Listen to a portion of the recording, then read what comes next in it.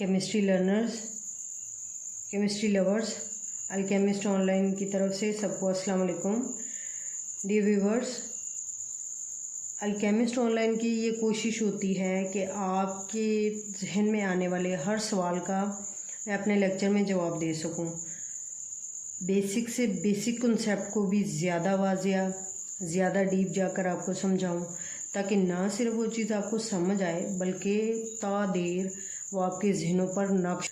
मेरी इस कोशिश की एप्रिसिएशन इस तरह से है कि आप थोड़ा सा इसको जो वीडियोस देखने के बाद इनको शेयर लाजमी किया करें अपने कज़न सिस्टर्स की तरफ। जो 9th-10th के स्टूडेंट्स होते हैं उनको बहुत ज़्यादा फ़ायदा होगा इससे।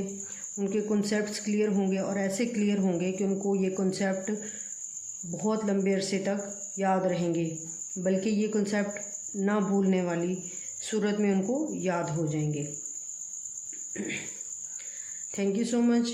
अब हम अपने लेक्चर की तरफ आते हैं। 10th क्लास का आज जो हम लेक्चर पढ़ने जा रहे हैं, जो टॉपिक पढ़ने जा रहे हैं, वो कीमियाई खसूसियात हैं एसिड्स की। एसिड्स की कीमियाई खसूसियात यानी केमिकल प्रॉपर्टीज़ ऑफ एसिड्स, ये आज हम स्टडी करेंगे।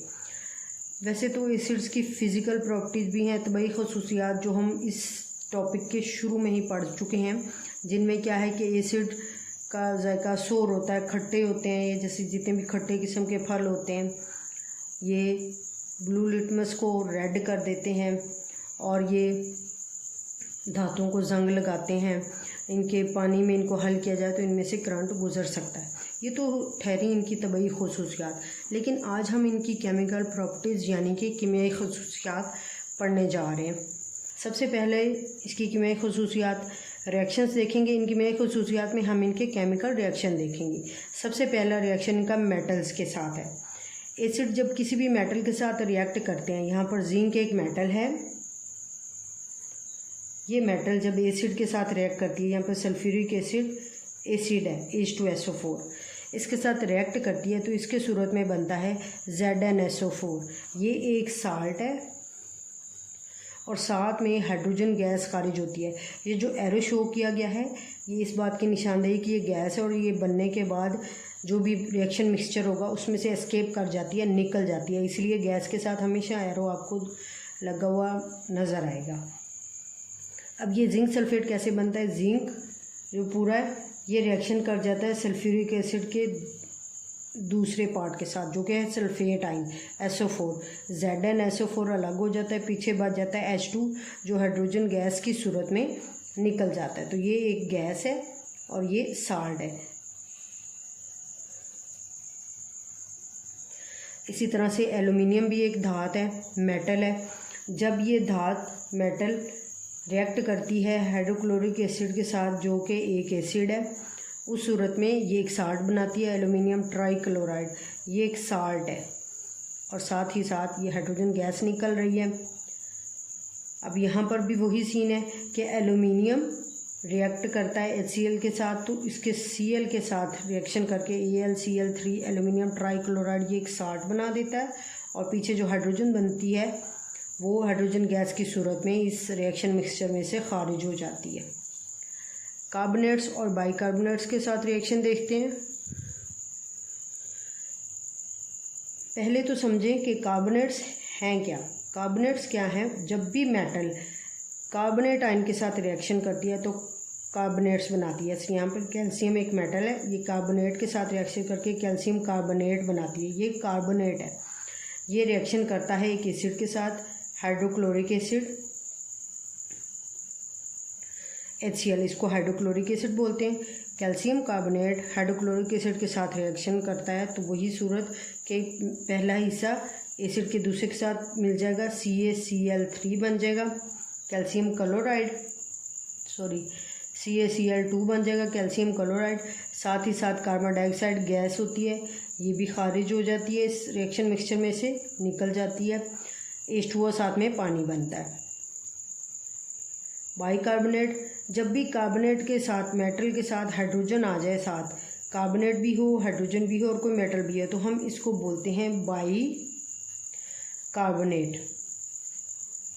जब कोई एसिड बाइकार्बोनेट के साथ रिएक्शन करता है तो फिर यही सूरत निकलती है के साल्ट बनता है, सोडियम सल्फेट के साथ मिलकर सोडियम सल्फेट बना देगा जो कि एक साल्ट है, और साथ ही साथ कार्बन डाइऑक्साइड गैस निकलेगी और पानी निकलेगा।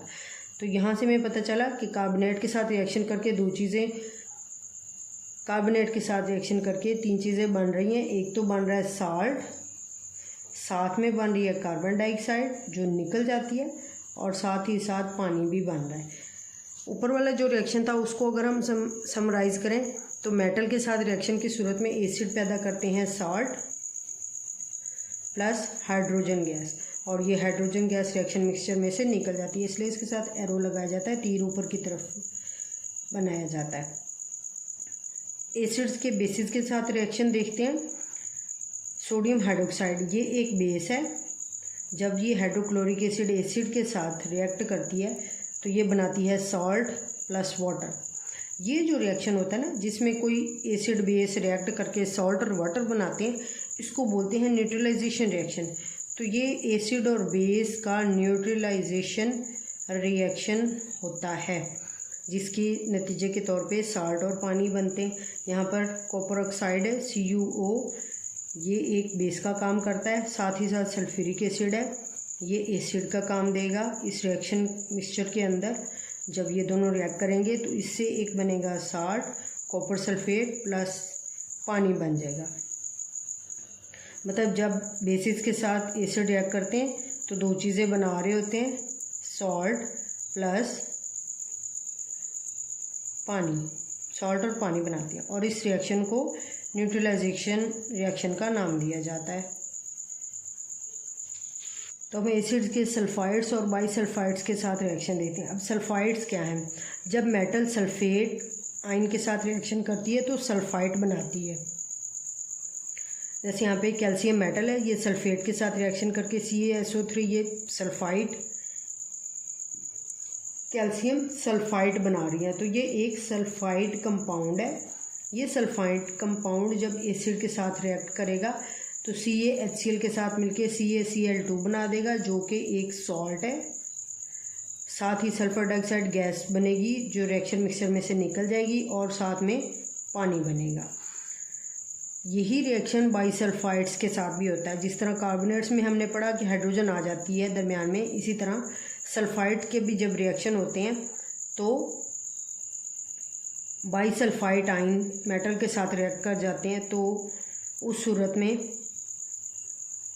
बाईसल्फाइड्स बनते हैं। जो कंपाउंड्स बनते हैं उनको बाईसल्फाइड बोलते हैं। जब कोई बाईसल्फाइड, सोडियम बाईसल्फाइड है, ये किसी एसिड के साथ रिएक्ट करता है तो उस सूरत में एक चीज़ साल्ट बन रही होती है, दूसरी चीज़ गैस बन रही होती है सल्फर डाइऑक्साइड जो रिएक्शन मिक्सचर में से निकल जाती है, और तीसरी चीज़ पानी बनती है। यानी एज ए होल इस रिएक्शन के अंदर जो बन रहा है साल्ट, सल्फर डाइऑक्साइड गैस और साथ में पानी बन रहा है। सल्फाइड्स के साथ रिएक्शन, ये सल्फाइड है, ये सल्फाइड्स हैं। अब ये सल्फाइड्स क्या हैं ये देख लेते हैं पहले। जब भी कोई मेटल सल्फर एटम के साथ रिएक्ट करती है तो वो सल्फाइड बनाती है, सल्फाइड नहीं सल्फाइड। यहाँ पर ये आयरन मेटल है, सल्फर के साथ रिएक्शन करके इसने आयरन सल्फाइड बना दिया है FeS, इसको हम सल्फाइड बोलेंगे। जब ये सल्फाइड किसी एसिड के साथ रिएक्ट करता है तो उस सूरत में एक तो साल्ट बनता है, साथ ही साथ हाइड्रोजन सल्फाइड गैस खारिज होती है जो रिएक्शन मिक्सचर में से निकल जाती है, और इसके साथ भी हम एरो शो करते हैं। तो 2 चीज़ें बन रही हैं इसमें, सॉल्ट प्लस हाइड्रोजन। ये तो थे एसिड्स के रिएक्शंस। अब कुछ एसिड्स के यूजेस देख लेते हैं कि एसिड हम पढ़ रहे हैं, कॉन्सेप्ट भी पढ़ लिया हमने, रिएक्शन भी पढ़ लिए, तो उनका इस्तेमाल कहाँ कहाँ पर है। चंद एक एसिड हैं जिनके यहाँ पे यूज़ बताए गए हैं। सबसे पहला एसिड है sulphuric acid. Sulphuric acid fertiliser में जितनी भी किस्म की खादें हैं उसमें अमोनियम सल्फेट, सुपर फॉस्फेट, उनको बनाने के लिए ये इस्तेमाल होता है। एक्सप्लोसिव में, धमाका खेज मवाद के अंदर ये बहुत ज़्यादा यूज़ होता है। पेंट्स भी जितनी किस्म के होते हैं उनमें होता है, डाइज कलर जो होते हैं उसमें कपड़ों वगैरह को जो दिए जाते हैं उनमें ये यूज़ होता है। ड्रग्स वगैरह जितनी भी नशावर दवाइयाँ होती हैं ऐसी जो सुकून देती हैं दिमाग को, उनमें उनके बनाने के लिए सल्फ्यूरिक एसिड इस्तेमाल किया जाता है। इलेक्ट्रोलाइट बैटरीज़ के अंदर इलेक्ट्रोलाइट के तौर पे इस्तेमाल किया जाता है। इसका काम क्या है, इसने आयंस की हरकत जो होती है वो बरकरार रखनी होती है बैटरीज़ के अंदर, तो इसलिए इसको भी भरा जाता है बैटरीज़ के अंदर ताकि वो खुश्क ना होने पाएँ और वो सही तरह से काम कर पाएँ। नाइट्रिक एसिड जो होता है ये भी नाइट्राइट्स जो होती हैं फर्टिलाइज़र जिनके अंदर नाइट्रोजन होती है और नाइट्राइट्स होते हैं उनके बनाने के लिए मेजर कंपोनेंट है, खाम माल के तौर पे इस्तेमाल होता है। एक्सप्लोजिव में, धमाका खेज अशिया में इसका बहुत ज़्यादा यूज़ है। पेंट्स में, ड्रग्स में, डिज़ाइनिंग ऑन कॉपर प्लेट्स, ये बहुत अहम पॉइंट है। कॉपर प्लेट्स जो होती हैं ना उन पर नक्शो निगार किया जाता है। ये एंटीक पीसीज होते हैं जो डेकोरेशन पीसीज घरों में लगे होते हैं। ये कॉपर प्लेट्स के ऊपर जो नक्शो निगार होते हैं ना ऐसे ही नहीं हो जाते, उनके ऊपर एसिड डाला जाता है एक पैटर्न के तहत, और वो एसिड कौन सा होता है, नाइट्रिक एसिड ही ऐसा एसिड है जो कॉपर प्लेट के ऊपर डिज़ाइनिंग करने के लिए, नक्शो निगार करने के लिए इस्तेमाल किया जाता है। हाइड्रोक्लोरिक एसिड, ये क्लीनिंग मेटल को क्लीन करने के लिए, मेटल्स की सफाई के लिए, जैसा कि चांदी है उसको साफ़ करना हो तो उस सूरत में भी ये यूज़ किया जा सकता है। तो मेटल, कोई भी किस्म की मेटल हो उसको साफ़ करने के लिए हाइड्रोक्लोरिक एसिड के सॉल्यूशन में उसको डुबोया जाता है, वो साफ़ मेटल हो जाती है। टैनिंग, लेदर को कलर रंग देने के लिए उसके रंग के अंदर जो सॉल्वेंट के तौर पे हाइड्रोक्लोरिक एसिड यूज़ किया जाता है। प्रिंटिंग इंडस्ट्री में इसका बहुत ज़्यादा यूज़ है। हाइड्रोक्लोरिक एसिड प्रिंटिंग इंडस्ट्री की इंक में सॉल्वेंट के तौर पे यूज़ होता है। बेंजोइक एसिड C6H5COOH, ये फूड प्रिजर्वेशन में बहुत ज़्यादा इसका रोल है। खुराक, खाने पीने वाली चीज़ों को लंबे अरसे तक महफूज करने के लिए उसमें बेंजोइक एसिड की पोटलियाँ रखी जाती हैं। वजह क्या है, वजह ये कि बेंजोइक एसिड मॉइस्चर को जज़ब कर लेता है, जो भी नमी होती है ना उसको, माहौल की नमी को जज़ब कर लेता है और इस तरह से जो खुराक है वो लंबे अरसे तक महफूज हो सकती है। यानी यह खुराक को महफूज करता है, फूड को प्रिजर्व करता है लंबे अरसे तक। एस्टिक एसिड है, एस्टिक एसिड है क्या, बेसिकली जो हमारा सिरका है ना जो घरों में हम यूज़ करते हैं, सालन में डालें या जो भी चीज़ें हम बना रहे होते हैं, अचार में डाल रहे होते हैं, उसके अंदर जो ज़्यादातर एस्टिक एसिड होता है। इसका काम क्या है, इसने खुराक को फ्लेवर देना है, जायका देना है और साथ ही साथ खुराक को महफूज भी रखना है। ये माइक्रो ऑर्गेनिज़म्स नहीं बनने देता, यानी जो ऐसे जानदार जरासीम वगैरह ये खुराक के अंदर पैदा नहीं होने देता, इससे खुराक लंबे अरसे तक महफूज रहती है। और जो भीड़ होता है उसके डंग में भी ये बहुत मामून है कि उसके डंग के अंदर बेस होती है, तो ये एसिड इसको न्यूट्रलाइज कर देता है। जब एस्टिक एसिड डाला जाता है भीड़ के डंग के ऊपर तो वो उसको न्यूट्रलाइज कर देता है और उस तरह से उसका असर, जो ईचिंग हो रही होती है उसको ये ख़त्म कर देता है। जो बेचैनी पैदा होती है ना डंग उसके काटने से, तो उसको ये ख़त्म कर देता है। तो ये थे एसिड के यूजेस और यहीं तक पढ़ना है हमने आज।